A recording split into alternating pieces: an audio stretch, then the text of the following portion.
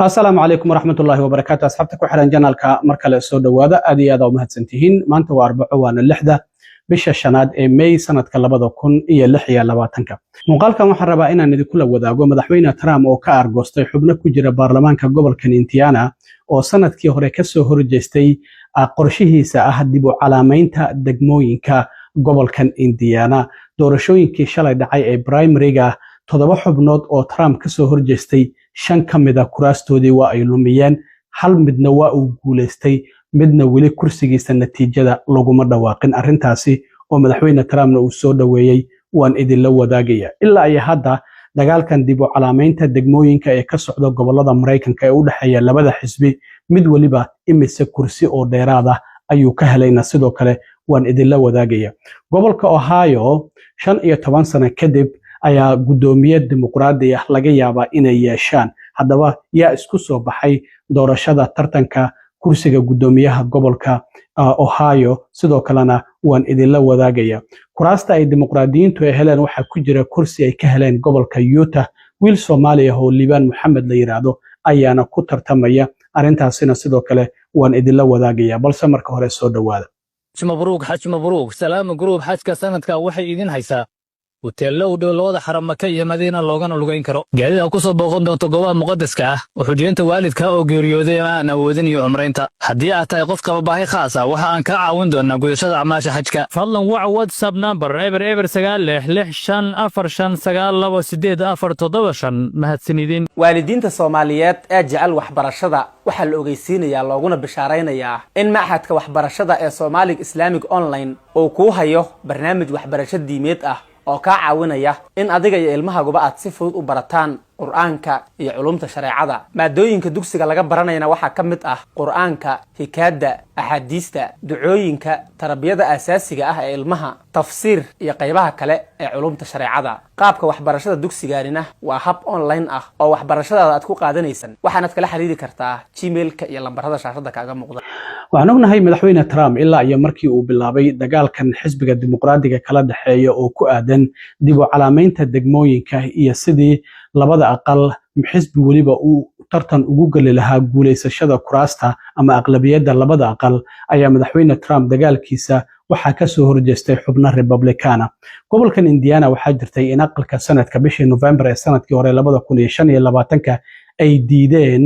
in dib u calaameynta degmooyinka gobolkan Indiana 9 xubnood ayaa laga soo doortay aqalka wakiilada 7 waxa iska lahaa Republican 2 dimuqraadi marka 9 kaba waxa ay doonayeen Republicanku inay qaataan aqalka sanadka ee gobolkan Indiana ayaa diiday 7 xubnood oo Republican ah ayaana kamid ahaa xubnihii ka soo horjeestay Trump isla markiiba waxa uu wacad ku maray in xubnahaasi doorashada soo socota aysan soo laaban doonin marka xubno kale oo la tartamaya ayaa madaxweyne Trump uu taageeray waxaana la leeyahay hadda ololaha doorashada xayeysiinada lacagta ku baxday marka la eego gobolkan Indiana waxay kor u dhaaftay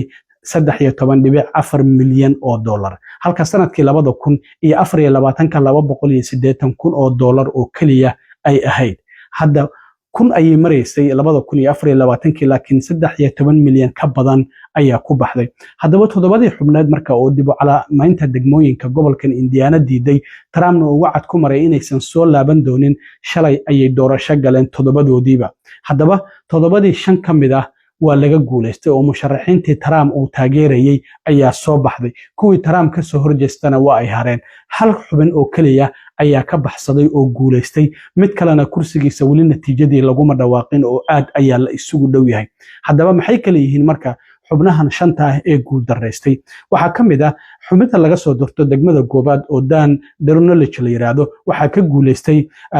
Trevor DeVerius oo Trump uu taageeray ayaa ka guuleystay degmada 12aad waxa laga soo dooranayay Linda Rogers waa laga guuleystay O'Brien oo Trump uu taageeray ayaa ka guuleystay degmada 19aad Travis Holman ayaa guul dareystay waxaana sidoo kalena guuleystay Blake Fletcher oo Trump uu taageeray ayaa ku soo baxay degmada 22aad Jim Buck ayaa isaguna laga adkaaday waxaana ka adkaaday Trevor oo isaguna Trump uu taageeray ayaa sidoo kalena ka adkaaday halka degmada 41aad Greg Walker isagana laga adkaaday oo Trump xubintii uu taageeray ay soo baxday marka Trump 5 ka mid ah 7 xubnood ee ka soo horjeesatay waa uu ka adkaaday doorashadii shalay dhacday laakiin waxa ka badbaaday degmada 18 Greg Good ninka la yiraahdo ayaa guuleystay oo Trump uu ka adkaan waayay halka sidoo kalena kursiga ninka la yiraahdo Spencer Derry oo isaguna degmada 23aad laga soo doorto wali natiijada aan lagu dhawaaqin oo aad la isugu dhow yahay marka Trump hadda bartiisa xitaa True Social-ka ayuu soo geliyay oo yiri Trump xubin kasta uu taageeray waa ay soo baxeen marka 5 ka mid ah 7 xubnood oo Trump uu doonayay inuu kursiga ka tuuro hadda wuu ka adkaaday hal xubin oo kaliya ayaa guuleystay kan kale natiijadu waa isku dhowdahay lama oga labada dhinaca uu aadin doono ma ahan xitaa dimuqraadiyiin dadkan Trump uu kursiga ka tuurayo waa Republican isaga ka soo horjeestay oo xubno kale uu taageeray ee hadda ay soo baxeen marka dagaalkan dib u calaamaynta degmooyinka ilaa iyo markii uu bilaabmay hadda sida muuqata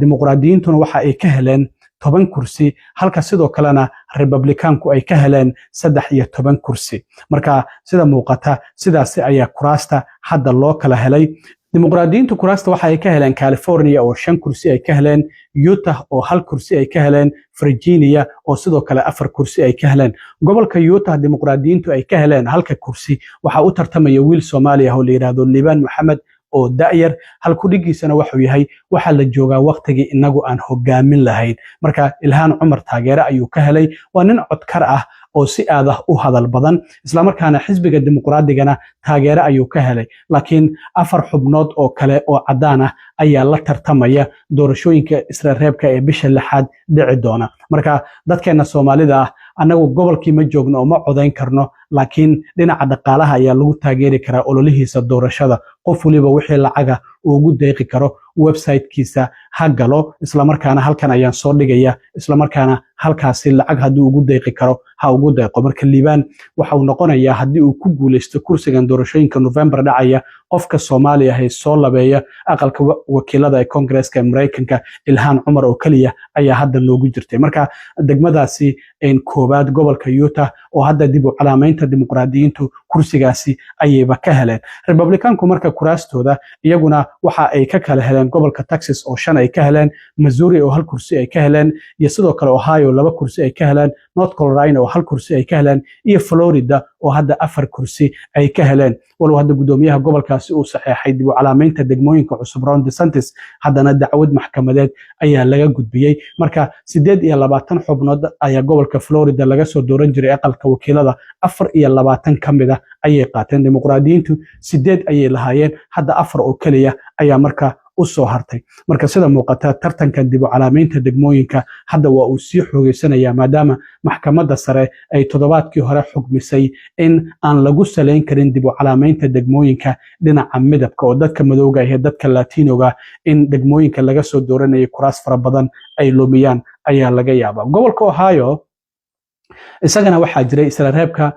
kursiga gudoomiyaha gobolka maadaama Mark DeWine waqtigiisii uu dhamaaday oo 2 xilli uu kursiga hayay hadda waxa dhinaca Republicanka soo baxay Vivek Ramaswamy oo nin asal ahaan India ka soo jeeda ah isla markaana xubnihii Trump madaxtinimada kula tartamay kamid ah walow markii dambe uu taageeray waa uu soo baxay waxaana uu ka guuleystay Casey Batch ayuu ka guuleystay dhinaca dimuqraadiyiinta Amy Acton ayaa soo baxday marka labadooda ayaa November tartami doona Vivek Ramaswamy oo Republicanka u tartamaya oo gudoomiyaha gobolka Ohio inuu noqdo doonayo iyo Amy Acton oo iyaduna doonaysa in dhinaca dimuqraadiyiinta ay gudoomiye ka noqoto marka 15 sano gobolka Ohio xisbiga dimuqraadiga gudoomiye ma aysan ka noqon waxa ugu dambeeyay Ted Strickland oo 2007 ilaa iyo 2021 ahaa xubintii ugu dambeysay ee dimuqraadiga ee gudoomiye gobolka Ohio ka noqda marka hadda sida muuqata marka labadooda ayaa November tartami doona Vivek Ramaswamy taageerada madaxweyne Trump ayuu haystaa marka isaga ayaa ugu cadcad inuu noqdo gudoomiyaha gobolka Ohio dhinaca kale aqalka sanadka kursi ka tirsan ayaa dimuqraadiyiintu ay doonayaan mar kale inay dib u soo cishtaan Sherrod Brown oo laga guuleystay 2 sano ka hor ayaa waxa uu la tartami doonaa November John Husted oo Republicana markii labadooda hadda Israareebka kana Sherrod Brown oo ku soo guuleystay dhinaca dimuqraadiga John Hustedna oo ku soo guuleystay dhinaca Republicanka marka hadda Israareebkii doorashooyinka ayaa socda marka liibaan November ayuu gali doonaa xisbiga dimuqraadiga taageero waa uu ka helay Ilhaan iyo xubnaha Soomaalida ee waliba la soo doorto waa nin aftahana oo aad u hadal badan marka waxaa la tartamaya marka November ilaa iyo 4 xubnood oo kale oo cadaan ah oo kursigaasi kula tartamaya marka wiilkeena Soomaaliga ahaan taageerno aad iyo aad u mahadsantiin asxaabta intaan markale kulmi doono waa saaxiibkeen cilmi waro idin la sida iyo nabadgelyo